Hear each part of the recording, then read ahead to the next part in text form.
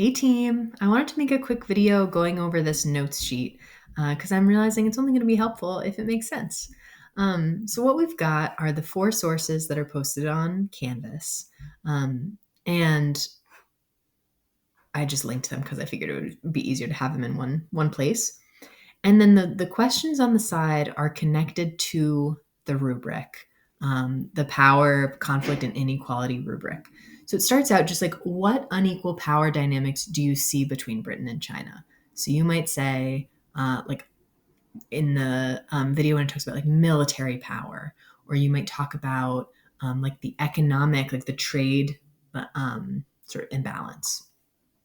Then you're going to think about what are the effects of these unequal power dynamics. So, like, why do they matter? Why is there an impact? Why do we care that there's a power differential, a power imbalance?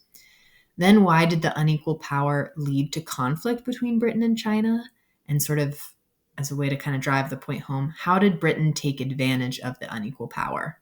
So there's the sort of question of like who won, but also like what did the winner do with their power?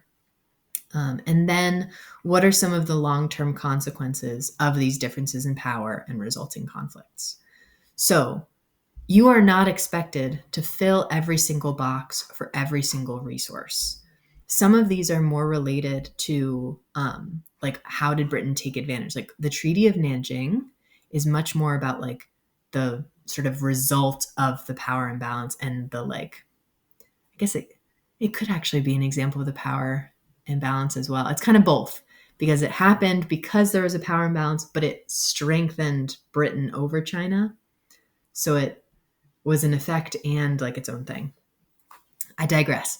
But the point is just I want you to have evidence in all 4 of these sections, even if not every resource covers each one. So again, like um, you are not expected to fill this whole entire thing. Like that would be a lot. You might have like small things to put in each.